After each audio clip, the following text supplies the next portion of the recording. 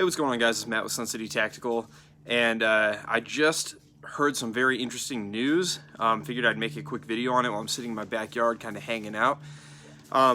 So the Canadian military has pulled the Sig Sauer M-17, M-18 series from their lineup because a JTF, or Joint Task Force 2 soldier, which is basically a subset of their special operations, was injured by one of these recently.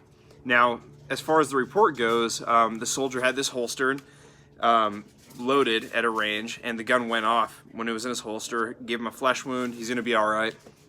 But with this incident, Canadian military has decided to pull these as of now until the investigation is complete, which is probably going to be about a year or so from this point in time.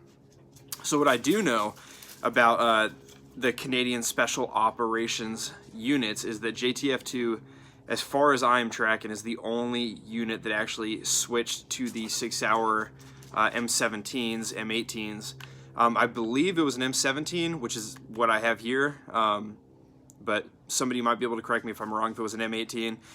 Basically the same thing, except the M18 ends right about here. It's a little bit shorter, kind of what our Marine Corps uses nowadays. So the question is, are these guns even reliable? And have I changed my mind about these? Now, I'm not gonna say exactly what I do for a living, but what I do as a job, I actually utilize the M17.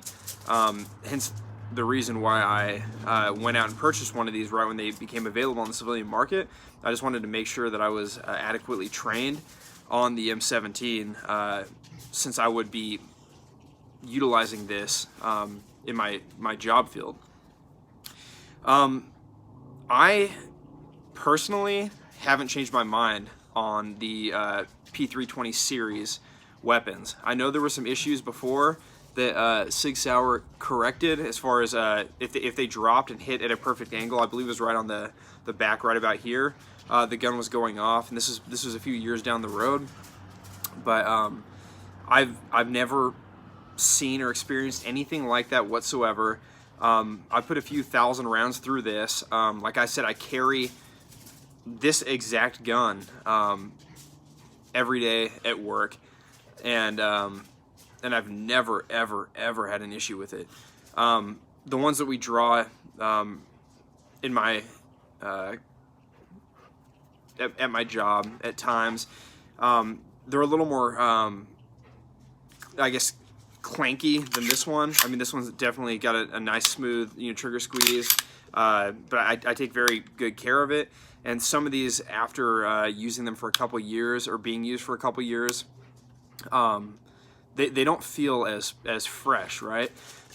And back when we were using like M9 series pistols, I never really had that problem. So that's something I could see in the future. I don't know how well these are going to hold up long term, but one thing we have to keep in mind for those of you that, well, whether you love or hate Sig Sauer pistols, this very well could have been user error. And I'm not saying for sure it is. I'm not saying that something didn't go wrong and that's what caused this injury. But working with special operations guys multiple times in the past, they still make mistakes, and they're not perfect. Yeah, they receive better training than a lot of like line soldiers do in combat MOSs and whatever the case may be. But they are still susceptible to making a mistake. And one of the big things that I have seen when it comes to striker fired pistols, there is a safety on here. You can see it going up and down.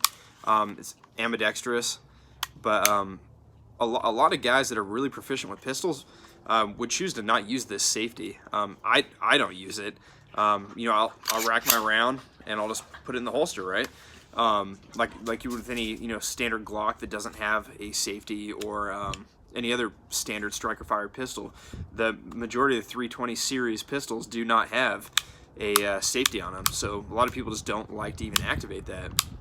And what could have very well happened is this individual loaded his pistol, charged it, went to put it in his holster, and a piece of clothing could have gotten tangled up in here, or something else.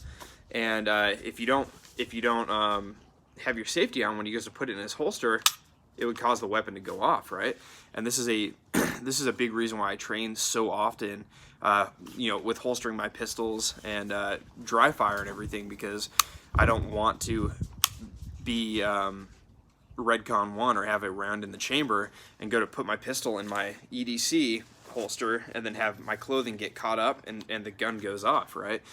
So there is some concern where maybe it did actually fire when this individual had it in his holster, was walking around, all of a sudden the gun went off. We will not know the facts until the report comes out. But as of now, February 2021, my view on the 320 series pistols has not changed. I don't think they are the best pistols in the world, but I think there are far many that are worse than them. So let me know in the comments what you think, if this incident happening changes your mindset on the 320 series pistols at all in a negative way. Just be interesting to hear.